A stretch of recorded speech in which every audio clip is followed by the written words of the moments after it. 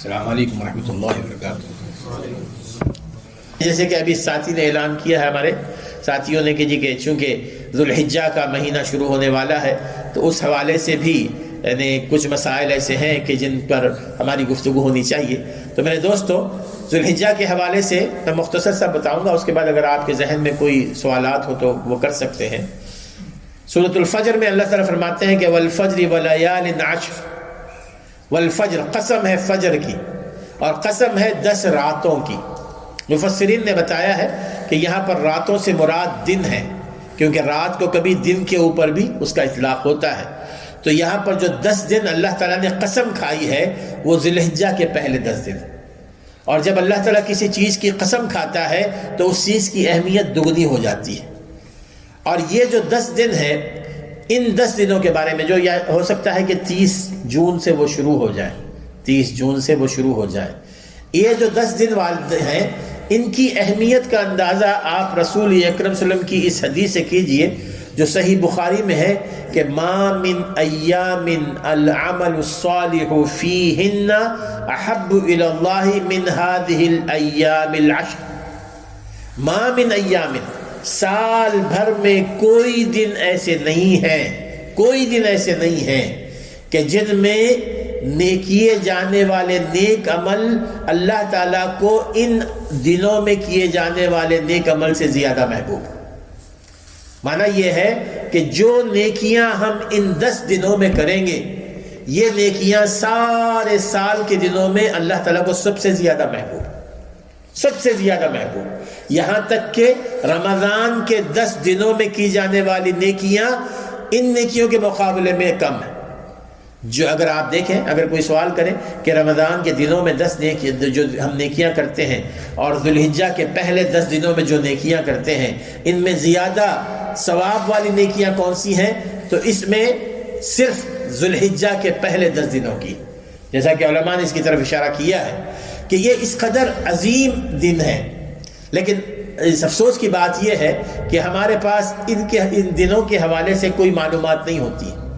عام طور پر ہم ان دنوں کو ایسے ہی ضائع کر دیتے ہیں، جبکہ رسول اکرم صلی اللہ علیہ وسلم نے ان دنوں کی یہ اہمیت بیان فرمائی ہے۔ تو ہماری کوشش ہونی چاہیے کہ چونکہ رسول اکرم صلی اللہ علیہ وسلم نے العمل الصالحہ کا ذکر فرمایا کہ نیک اعمال، صالح اعمال، صالح اعمال، جو بھی آپ نیکی کا کام کریں گے نا، نیک عمل، اس کو اگر صالح عمل میں تبدیل کرنا ہے تو 2 شرطوں کو پوری کرنا ہوتا ہے۔ اس کو یاد رکھیے ذہن میں، ایک شرط کہ پورے اخلاص کے ساتھ ہو وہ عمل، اور دوسری چیز رسول اکرم صلی اللہ علیہ وسلم کے بتلائے ہوئے طریقے کے مطابق۔ اگر ہم یہ 2 کام کر لیں، اگر ان 2 شرطوں کے ساتھ جو بھی عمل کریں، چاہے آپ نوافل پڑھ رہے ہوں، چاہے آپ قرآن مجید کی تلاوت کر رہے ہوں، چاہے آپ روزے رکھ رہے ہوں، چاہے اسی طرح آپ ذکر و اذکار کر رہے ہوں، تسبیح پڑھ رہے ہوں، تکبیر، تحمید جو بھی کر رہے ہوں، اسی طرح لوگوں کو نیکی کی طرف بلا رہے ہوں، رشتہ داروں کے ساتھ تعلقات کو صحیح کر رہے ہوں، اپنے والدین کی خدمت کر رہے ہوں، اپنے پڑوسیوں کے ساتھ حسن سلوک کر رہے ہوئے، سارے اعمال صالحہ ان 10 دنوں میں ہمیں کرنا چاہیے۔ نمازیں وغیرہ تو یہ بھی سب سے اہم ہے، لیکن ساتھ یہ تمام کی تمام چیزیں ہمارے نزدیک ہونی چاہیے کہ سب سے زیادہ اہم۔ علماء نے اس کی مثال دی ہے کہ اگر آپ 1 پاؤنڈ عام دنوں میں خرچ کرتے ہیں اور وہی 1 پاؤنڈ آپ ان 10 دنوں میں خرچ کریں گے تو یہ 10 دنوں میں خرچ کیا جانے والا 1 پاؤنڈ اللہ تعالیٰ کے نزدیک بہت زیادہ اہمیت رکھتا ہے، بہت زیادہ محبوب ہے۔ تو سب سے پہلی چیز تو ہمیں یہ ہونی چاہیے کہ کوشش یہ کریں کہ ان 10 دنوں میں اللہ تعالیٰ کو بہت زیادہ یاد کریں۔ اللہ تعالیٰ کو یاد کرنے کے حوالے سے ان 10 دنوں میں اس میں بھی جیسے رسول اکرم صلی اللہ علیہ وسلم کی سنت کے مطابق سب سے اہم چیز آتی ہے تکبیرات۔ تکبیرات یہ ہے کہ جو ہی 10 دن شروع ہو جائیں آپ اللہ اکبر، اللہ اکبر، لا الہ الا اللہ، واللہ اکبر، واللہ اکبر وللہ الحمد، یہ مطلق طور پر آپ کہہ سکتے ہیں، اٹھے بیٹھے عام طور پر کہا کیجئے۔ حضرت عمر بن خطاب، حضرت عبداللہ ابن عمر رضی اللہ تعالیٰ عنہ، اسی طرح عبداللہ ابن عباس اور دوسرے صحابہ جب یہ 10 دن آتے تھے تو وہ بازاروں میں پھرتے تھے، تھوڑی سی اونچی آواز سے تکبیر کہا کرتے تھے تاکہ لوگوں کو یاد دہانی ہو۔ اللہ اکبر، اللہ اکبر، لا الہ الا اللہ، واللہ اکبر، اللہ اکبر وللہ الحمد۔ دوسرا ایک مقید تکبیرات ہے، وہ یہ کہ آپ نے عرفات، یوم عرفہ یعنی 9ویں ذی الحجہ کی فجر سے لے کر 13ویں ذی الحجہ کی عصر کی نماز تک، یعنی 9، 10، 11، 12 اور 13 ذی الحجہ کی عصر کی نماز تک ہر نماز کے بعد یہ تکبیرات ہمیں پڑھنی چاہیے، اللہ اکبر لا الہ الا اللہ واللہ اکبر وللہ الحمد۔ جیسا کہ علماء نے اس کے بارے میں لکھا ہے کہ جب آپ سلام پھیریں گے فرض نماز کے بعد، استغفر اللہ استغفر اللہ استغفر اللہ، اللہم انت السلام و منک السلام تبارک یا ذا الجلال والاکرام، اس کے بعد آپ یہ تکبیرات کہیں گے، اللہ اکبر لا الہ الا اللہ واللہ اکبر اللہ اکبر وللہ الحمد۔ اور اس کے علاوہ رسول اکرم صلی اللہ علیہ وسلم سے یہ بات بھی ثابت ہے کہ کوشش یہ کریں کہ ان تکبیرات کو زیادہ سے زیادہ اپنے گھر والوں کو بھی سکھائیں، یعنی کہ صرف آپ ہی پڑھیں گے، اپنے بچوں کو یاد دلائیں کہ بیٹا یہ تکبیرات کیسے پڑھی جاتی ہیں، کیسے کہی جاتی ہیں، ان کو زیادہ سے زیادہ ہمیں اس کی طرف توجہ دینی چاہیے۔ اور تیسری چیز، رسول اکرم صلی اللہ علیہ وسلم سے یہ بات ثابت ہے، حضرت حفصہ رضی اللہ تعالیٰ عنہ کی یہ صحیح روایت آتی ہے کہ ان 10 دنوں میں رسول اکرم صلی اللہ علیہ وسلم کثرت سے روزے رکھا کرتے ہیں، ان 10 دنوں میں کثرت سے روزے رکھا کرتے تھے۔ تو کوشش ہونی چاہیے کہ اگر آپ روزے رکھ سکتے ہو تو روزے رکھا کریں، خاص طور پہ یوم عرفہ کا روزہ، یوم عرفہ کا جو روزہ ہے جو 9ویں ذی الحجہ کو آتا ہے، اور غالباً زیادہ امکان یہی ہے کہ یہ آئے گا جمعے کے دن، یہ آئے گا جمعے کے دن، چونکہ عید آئے گی 9 جولائی کو، تو اس اعتبار سے اس میں ذہن میں رکھیے۔ لیکن پھر میں پوری طرح اطمینان کے ساتھ نہیں کہہ سکتا، وہ چاند پر یہ منحصر ہے یہ کہ کب پتہ چلے گا کہ کب عید ہوگی کب نہیں ہوگی۔ بہرحال یہ ذہن میں رکھیے کہ یوم عرفہ کا جو روزہ ہے، حضور فرماتے ہیں کہ اللہ تعالیٰ جو روزہ یہ رکھے گا اس کے 2 سال کے گناہوں کو معاف فرمائیں گے۔ اب اس کے بعد آئیے اسی طرح قربانی کے حوالے سے کچھ مسائل ہیں۔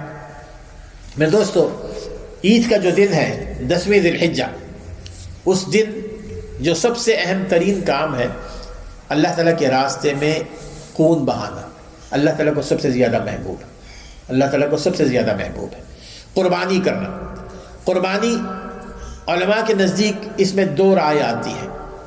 کچھ علماء کہتے ہیں کہ یہ سنت مؤکدہ ہے، اور کچھ علماء کہتے ہیں کہ یہ واجب ہے۔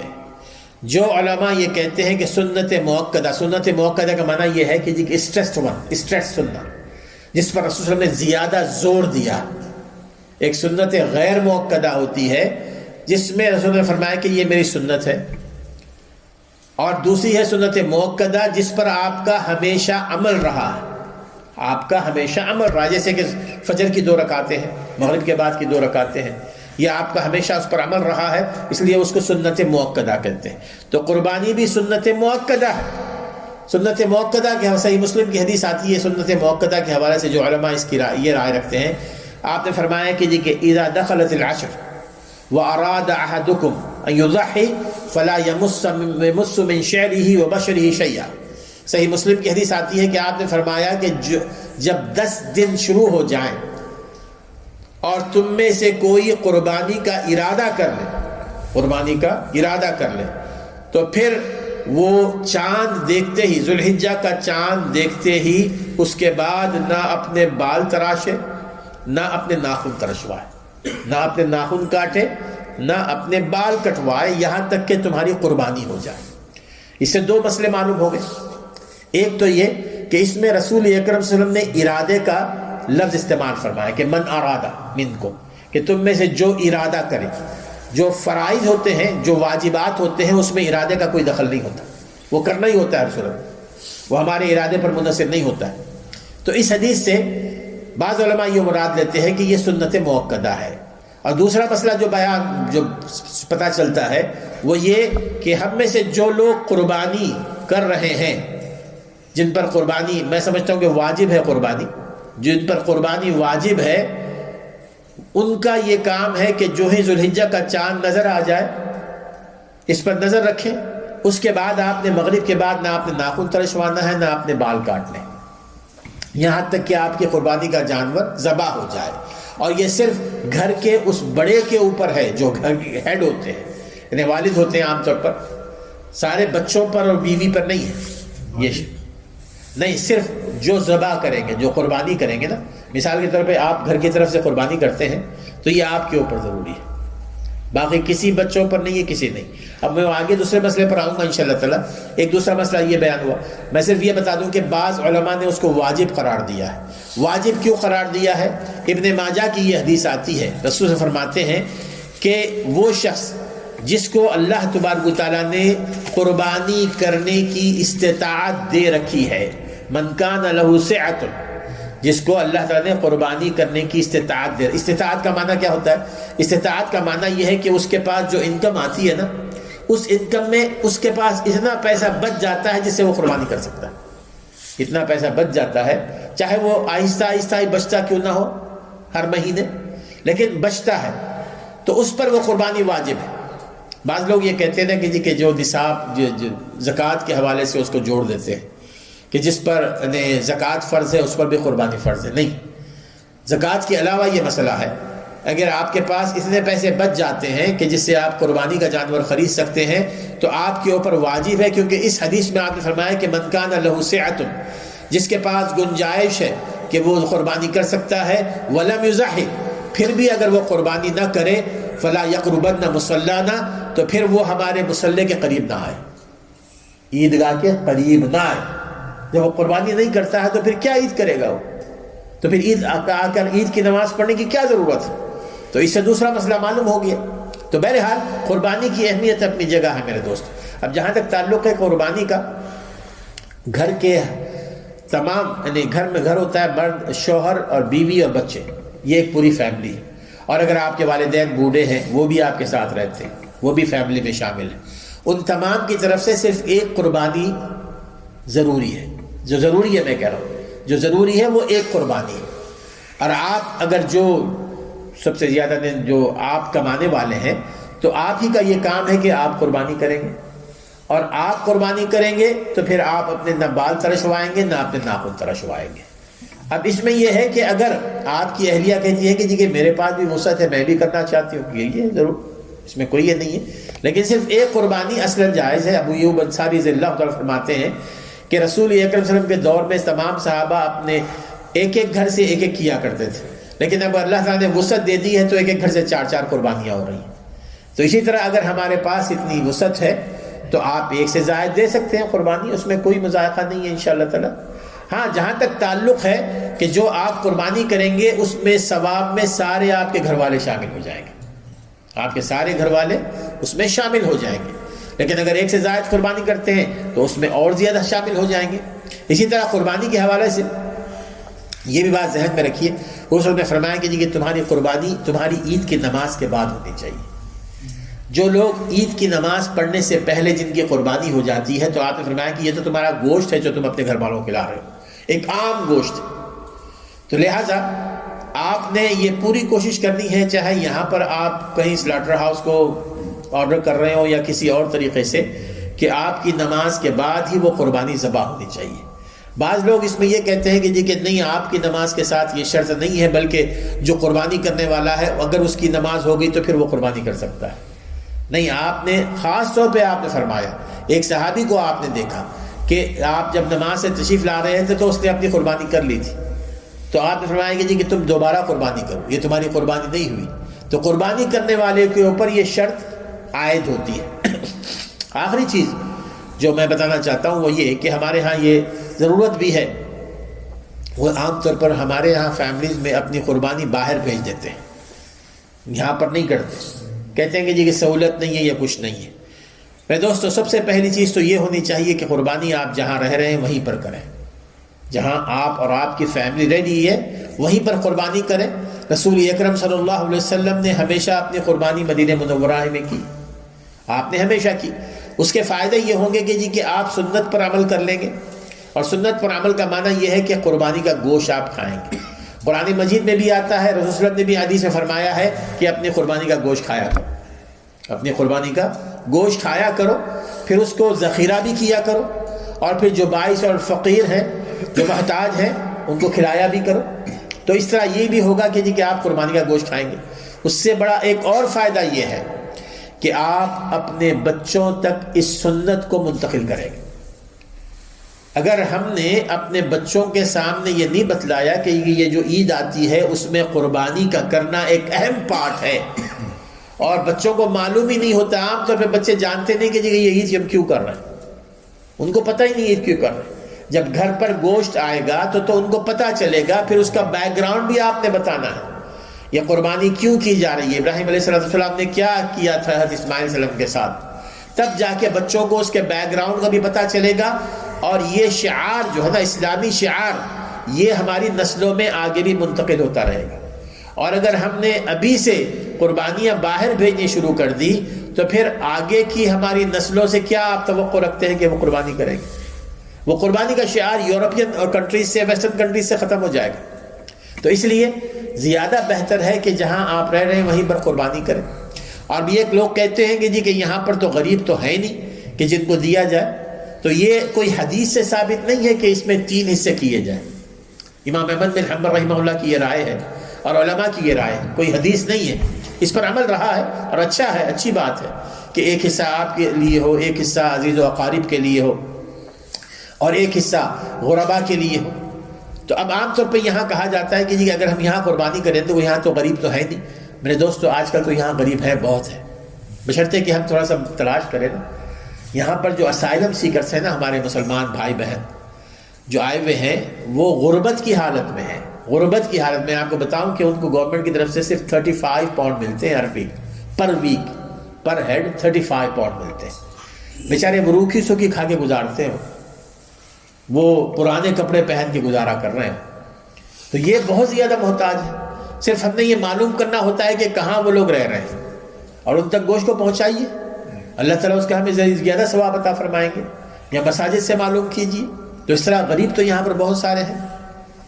بعد میں یہ بات کہ میں یہ نہیں کہہ رہا کہ جی کہ آپ نے قربانی اگر باہر بھیجنی ہے تو یہ حرام ہے، نہیں، ممنوع نہیں ہے، قربانی باہر بھی بھیج سکتے ہیں، لیکن قربانی باہر بھیجنے سے پہلے ایک قربانی آپ یہاں پر کیجیے، پھر اللہ تعالیٰ نے آپ کو مزید استطاعت دے رکھی ہے کہ 2 قربانیوں کی، تو دوسری قربانی باہر بھیجیں۔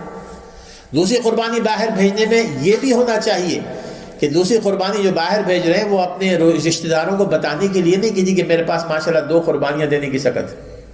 ہم عام طور پہ ایسے بات لوگ کرتے ہیں، رشتہ داروں کو کہتے ہیں کہ جی کہ میری طرف سے قربانی کر دیں۔ دوسری قربانی کا مقصد یہ ہونا چاہیے کہ ہمارے وہ جو مسلمان بھائی جو قربانی نہیں کر سکتے اور جو گوشت کے محتاج ہیں، ان ملکوں میں کریں تاکہ ان تک وہ گوشت کو پہنچایا جائے۔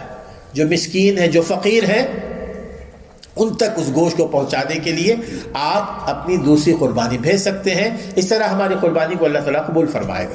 آخری جو پوائنٹ ہے وہ یہ کہ عید کے حوالے سے، عید کی جیسے عید الاضحیٰ ہے، یہ بھی سنت موقدہ ہے حضور صلی اللہ علیہ وسلم کی، اور اس میں کوشش یہ ہونی چاہیے کہ عید کی جو نماز ہے، اگر جیسے میں اس لیے کہہ رہا ہوں کہ جمعہ اس دفعہ آ رہا ہے نا، تو کبھی ایسا ہوتا ہے کہ جمعہ اور عید ایک ساتھ آ جاتے ہیں، تو ایسے موقع جب جمعہ اور عید ایک ساتھ آ جائیں تو جمعہ آپ پر فرض نہیں ہے، جمعہ کی نماز پڑھنا فرض نہیں ہے، لیکن جو امام ہے نا اس پر ضروری ہے کہ جمعہ کی نماز پڑھائے، چاہے اس کے ساتھ 5 آدمی کیوں نہ ہو، وہ جمعہ کی نماز کا اہتمام کرے۔ حضور صلی اللہ علیہ وسلم نے ایک دفعہ عید کی نماز کے موقع پہ جمعہ کے دن عید کی نماز آ گئی تھی، تو آپ نے عید کی نماز پڑھائی، اور پھر اس کے بعد جمعہ کے لیے آپ نے اعلان کیا کہ تم میں سے جو جمعہ کی نماز پڑھنے کے لیے آنا چاہتا ہے آ سکتا ہے، ہم تو جمعہ پڑھ رہے ہیں، کہ ہم تو جمعہ پڑھ رہے ہیں، تو میں سے جو آنا چاہے آ جائے۔ تو اس طرح آپ کے اوپر جمعہ فرض نہیں ہے سوائے امام کے۔ اسی طرح عید کی نماز کے حوالے سے کوشش یہ ہونی چاہیے کہ سنت یہ ہے کہ جب آپ جائیں تو ایک راستے سے جائیں، واپس آئیں تو دوسرے راستے سے واپس آئیں، اور پھر اسی طرح خواتین کے لیے رسول اکرم نے خصوصی طور پر فرمایا کہ تم اپنی بچیوں کو لے آؤ، ان خواتین کو بھی لے آؤ جن پر نماز پڑھنا اس حالت میں ضروری نہیں ہے، جو پاکی کی حالت میں نہیں ہیں، تاکہ ہماری دعاؤں میں شریک ہو۔ کوشش یہ ہونی چاہیے کہ ان کو دعاؤں میں اپنے شریک کریں۔ جمعہ فرض ہے لیکن ظہر تو پڑھنی، ظہر تو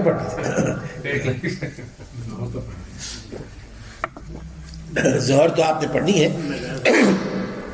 عام طور پہ ایک سوال یہ بھی ہوتا ہے کہ تحیۃ المسجد پڑھنی ہے کہ نہیں پڑھنی، عیدگاہ میں، اگر آپ عیدگاہ میں ہیں یا مسجد ہی میں ہیں، تو اس میں یہ کوشش کرنی چاہیے کہ جی کہ اگر آپ مسجد میں عید کی نماز پڑھ رہے ہیں تو اگر تحیۃ المسجد کے حوالے سے لوگوں کے ذہنوں میں کوئی شکوک و شبہات آ رہے ہیں کہ جی کہ عید کی نماز سے پہلے بھی دو سنتیں ہیں، تو وہاں بہتر ہے کہ نہ پڑھیں. لیکن اگر یہ بات ہے کہ لوگوں کو پتہ ہے جزاک اللہ خیر کہ جی کہ عید کی نماز سے پہلے 2 سنتیں کوئی نہیں ہوتی ہیں، یہ تو تحیۃ المسجد ہے، تو وہاں پر پڑھی جا سکتی ہے. تو بہرحال یہ وہ چند مسائل تھے جو عید کی نماز کے حوالے سے تھے. اب اگر ذہنوں میں کوئی آپ کے سوال ہو تو آپ کر سکتے ہیں انشاءاللہ تعالیٰ.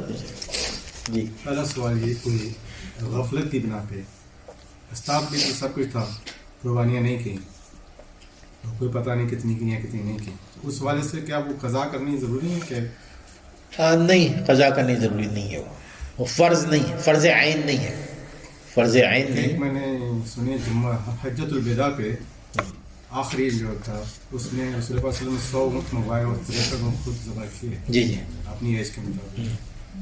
تو اس سے مجھے یہ اندازہ ہوا کہ ہر سال آپ کی جو قربانیاں ہے کرنی چاہیے.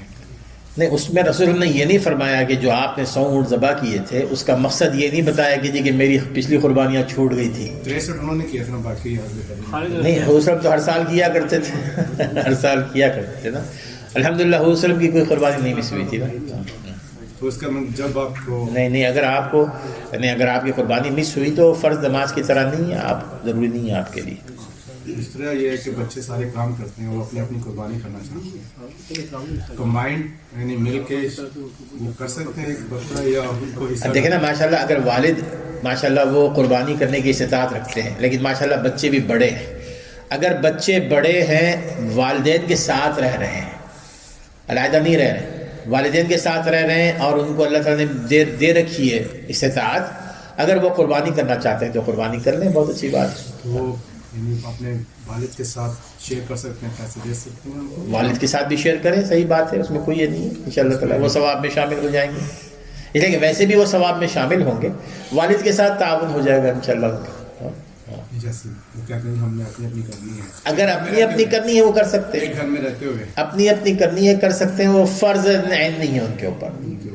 اگر کرنا چاہیں تو کر سکتے ہیں، 4-5 کیجئے، ٹھیک ہے، ایسے کوئی انشاءاللہ. لیکن اگر آپ کے اپنے بچے ہیں لیکن علیحدہ رہ رہے ہیں اپنی بیوی اور اپنے بچوں کے ساتھ، تو ان پر فرض ہے.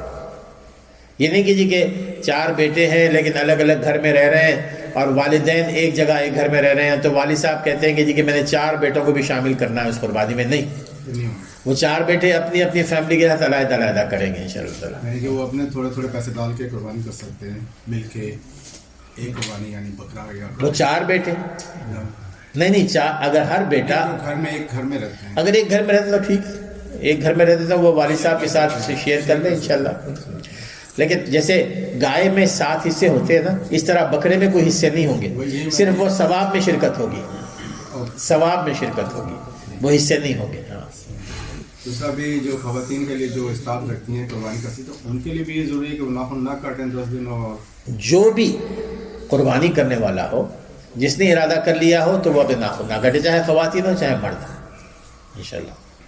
جی والدین جو صاحب اطاعت ہیں کہ لیکن بچے ان کے ساتھ رہتے ہیں، تو والدین بچوں کی قربانی دے سکتے ہیں. جیسے گائے ہے اس کے ساتھ حصے ہیں کہ ایک باپ کا ہو گیا، ایک ماں کا ہو گیا، باقی بچوں کے جو ہے. جی ہاں، بچے اگر ساتھ رہتے ہیں اور صاحب استطاعت ہے وہ لیکن صاحب استطاعت نہیں ہے تو پھر تو وہ آپ ان کے حصے میں شامل کریں نہ کریں، وہ ثواب میں تو شامل ہو جائے گی. ثواب میں اگر ایک بکرا بھی آپ ذبح کریں نا تو سارے بچے اس میں شامل ہو جائیں گے انشاءاللہ. So cow, some people make 3 portion, 5 portion or 7 portion. Yes.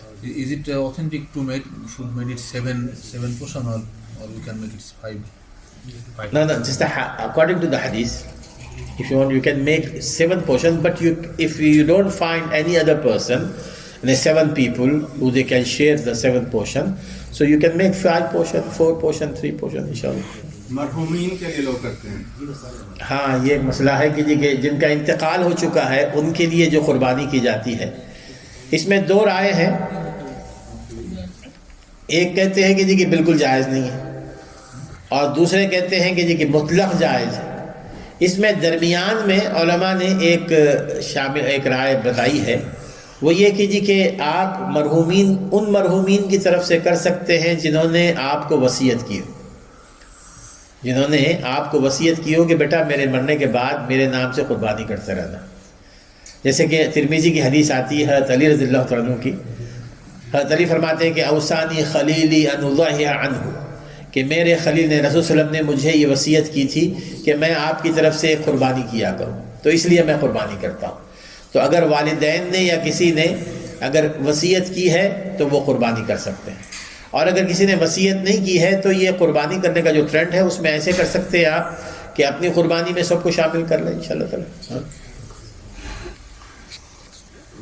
جو آپ نے ابھی حصوں میں کہا ہے قربانی میں حصے ہیں اپنے لیے، غریبوں کے لیے، دوست احباب کے لیے، وہ اپنے لیے لفظ استعمال کیا کہ اچھا عمل ہے یہ، کیا آپ اس کو ضرورت کے طور پر نہیں کہہ رہے ہیں؟ یعنی اپنی قربانی میں دوست احباب کو، رشتہ داروں کو اور غریبوں کو بانٹتے ہیں جو بانٹ تقسیم کرتے ہیں، جو تقسیم کرتے ہیں، تو اب اس میں چونکہ قرآن مجید میں بھی اللہ نے یہ بات بیان فرمائی ہے کہ تم خود کھاؤ اور جو البائس الفقیر ہے ان کو بھی کھلاؤ، تو اللہ تعالیٰ کا یہ حکم بھی ہے. اور رسول وسلم نے خود فرمایا ہے کہ جو لوگ محتاج ہیں ان کو بھی کھلاؤ اور ذخیرہ بھی کرو. تو اس اعتبار سے اللہ اور اس کے رسول کا حکم بھی ہے تو ہمیں کرنی چاہیے. اور اگر آپ کو کوئی نہیں ملتا ہے تو یہ علیحدہ بات ہے، اسے کوئی فرق نہیں پڑتا، لیکن کوشش یہ ہونی چاہیے. بہرحال ایک بات اسی طرح مجھے یاد آ گئی، عام طور پر ایک اور ٹرینڈ چل پڑا ہے آج کل. لوگ کہتے ہیں کہ جی کہ قربانی کر کے آپ کیوں خواہ گوشت ضائع کرتے ہیں، اس سے بہتر ہے کہ اتنی قیمت صدقے میں دے دیں. یہ بڑے یعنی اپنے آپ کو جو ماڈرن بناتے پیش کرتے ہیں نا، جن کے دلوں میں وہ عین عید الاضحیٰ کے موقع پہ غریبوں کا درد جاگ اٹھتا ہے، غریبوں کی یاد آتی ہے ان کو کہ جی کہ عید الاضحیٰ کے موقع پہ. اس میں ایک اور چیز بھی حقیقے میں بھی شامل ہوتے ہیں، قربانی میں حقیقے کا بھی ذکر کرتے ہیں. کیا قربانی کا جو ہے وہ حقیقہ بھی ہو سکتا ہے اس ذبح سے؟ نہیں، قربانی میں عقیقے کو شامل نہیں کیا جائے گا. قربانی ایک علیحدہ سے سنت ہے اور عقیقہ علیحدہ سے سنت ہے. اور کئی لوگ اس کا ڈفرنٹ جواب دیتے ہیں. یعنی جو صحیح میں آپ کو بتا رہا ہوں کہ قربانی ایک علیحدہ سنت ہے، عقیقہ ایک علیحدہ سنت ہے. دو نیتوں کے ساتھ ان دو سنتوں کو آپ شامل نہیں کر سکتے، اس لیے کہ عقیقہ جو ہے نا یہ واجب نہیں ہے، فرض نہیں ہے، نہ سنت موقدہ ہے. جس کے پاس ہو وہ کر سکتا ہے، لیکن جو قربانی ہے وہ سنت موقدہ ہے یا واجب ہے. تو اس اعتبار سے اگر دو ایک جیسی سنتیں ہوں تو ان کو شامل کر لے سکتے ہیں آپ. ایک چیز واجب ہے اور ایک سنت ہے، دونوں کو نہیں شامل کر سکتے اس اعتبار سے. تو وہ جی وہ جو حصے والا کانسیپٹ وہ بھی نہیں ہوگا کہ اگر میں نے 3 عقیقے کرنے ہیں اور 2 قربانیاں، ایک گائے لے کے، یہ نیت کر سکتی نہیں. جو عقیقہ ہے نا اس میں حضرت نے ہمیشہ ایک بھیڑ قربان کی ہے، اس میں گائے وغیرہ نہیں، یا تو دمبا ہو یا تو لیم ہو انشاءاللہ.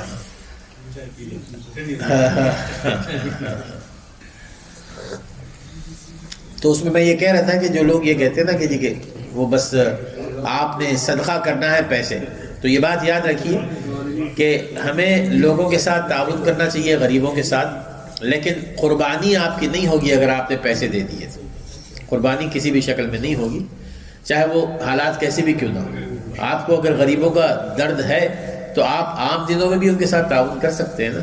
جب قربانی کرنا ہو تو اسی وقت ہم تعاون کریں. ابھی جو ٹی وی پہ اور دوسری جگہوں پہ یہ چینل چل رہے ہیں چیریٹی والے، وہ قربانیاں مانگ رہے ہیں کہ وہاں پہ ہاتھ کریں، جتنی گارنٹی کوئی نہیں کہ وہاں پہ قربانی ہونی ہے کہ ہمیں گارنٹی نہیں پتہ، چاہے وہ کریں یا نہیں. اس سلسلے میں آپ کہتے ہیں دیکھیں نا، سب سے پہلے تو ہم پر یہ فرض ہے کہ جی کہ ہم نے گارنٹی کرنا ہے، ہم پر فرض ہوتا ہے. یعنی اللہ تعالیٰ نے آپ کو اگر پیسہ دیا ہے تو اس کو ایسے راستے میں خرچ کیجئے جہاں پر آپ کو اطمینان ہو کہ آپ کا پیسہ ہر صحیح طور پر لگ رہا ہے. اور اگر اس کے باوجود اگر آپ کا پیسہ غلط جگہ پر لگ جاتا ہے تو پھر بھی آپ ثواب کے مستحق ہیں کہ آپ نے اپنے طور پر کوشش کی، اپنے طور پہ کوشش کی، لیکن وہ یہ ہوا یہ کہ جی کہ وہ کہیں اور چلا گیا تو پھر بھی ثواب سے محروم نہیں. لیکن اس سے پہلے ہم نے پوری کوشش کرنی چاہیے، پوری طرح تحقیق کرنی چاہیے کہ وہ قربانی ہوگی ہماری نماز پڑھنے کے بعد ہی ہوگی، صحیح ہوگی تو پھر آپ کر سکتے ہیں. اس کے اوپر ایک سوال یہ ہے کہ جیسے لوگ باہر پیسہ لیتے ہیں، خاص طور پہ پاکستان یا انڈیا یا तो भेज देते हैं, यहाँ कुर्बानी नहीं करते, वहाँ पैसा भेज देते हैं। जैसे आपने भी कहा कि एक कुर्बानी यहाँ पे होनी चाहिए, दूसरी कुर्बानी का पैसा, तो जो लोग पहले भेजते रहे उनके लिए क्या, वो मेरे पास जमा करा दें। वो जा चुके हैं। मेरे पास जमा करा लेकिन ना मैंने ये नहीं कहा कि जी कि वो हराम है, नहीं हराम नहीं, मतलब वो ने उनकी अपनी कुर्बानियाँ तो हो गई, भेजते ही पाकिस्तान में हाँ हो गई ना, कुर्बानियाँ तो हो गई। नहीं करते। और ये पहले कहा कि अब थोड़ा सा अभी कमी हुई है उसमें, पहले ज़्यादा होती थी, इसलिए कि ये कहते थे कि जी कि एक तो हम क्या करेंगे यहाँ रख कर, दूसरा ये जी कि स्लाटर हाउस ऐसे नहीं है कि जी कि हम जाके कुर्बानी करें, और ये मुख्तलिफ किस्म की, और यहाँ पर गरीब भी नहीं है, दोस्त अहबाब भी नहीं है, इसलिए भेज देते थे। लेकिन अब वो सारी सहूलतें हमारे पास यहाँ मुयस्सर हैं, तो अभी कोई गुंजाइश नहीं है किसी किस्म की एक्सक्यूज़ की। एक तो स्लाटर हाउस डाबी में है, जहाँ पे आप डाबी में भी है स्लाटर हाउस, यहाँ भी है स्लाटर हाउस। आप यानी यहाँ से 55 मील के फासले पे वेल्स के करीब, वो जो यूरोपियन लैम है ना, यूरो लैम है ना, माशाल्लाह वो बहुत ही सिखा है, यानी रिलायबल है। वो उनका जो होता है ना कि वो सही तौर पर गुजराती है, इंडियन लोग हैं वो, तो माशाल्लाह उनकी यहाँ वो माशाल्लाह वो उनके यहाँ है। मैं उनकी एडवर्टाइज नहीं कर रहा हूँ, लेकिन मैं आपको बता रहा हूँ कि जी कि अगर सही कुर्बानी करनी हो तो 2-3 हैं हमारे, उनमें से एक वो भी है। क्या है माफ साहब, जहाँ के वहाँ जाके खुद करनी पड़ती है या तो नहीं, खुद तो नहीं कर सकते। पहले था कि जी कि आप जो ना आपने ऑर्डर करना है, ऑनलाइन ऑर्डर करना पड़ता है, फिर आप जहाँ चले जाएं तो वो आपका गोश्त सारा लैब आपको दे देते हैं। ये जो डाबी में है वहाँ आप सिलेक्ट कर सकते हैं जानवर। लेकिन दुकान वालों के बारे में हमें कतई पता नहीं होता कि जी कि हमारी कुर्बानी हमारी नमाज से पहले हुई है कि बाद में हुई। और दूसरी चीज़ ये कि जी कि हमारी कुर्बानी थी कि नहीं थी। वहाँ पर ये मामला है कि जी कि माशाल्लाह इस मामले में वो बहुत ही ज़्यादा स्ट्रेट फॉरवर्ड होते हैं, बिल्कुल सही तौर पर यूँ समझिए कि जी एक्यूरेट अंदाज में वो करते हैं। इसका हमें ख्याल रखना चाहिए। यानी अगर आप बैठ के दुकान पे कर दें, मैं नहीं कहता, लेकिन फिर भी कोई पता नहीं चलता कि जी कि किसका बकरा कहाँ का चला गया है।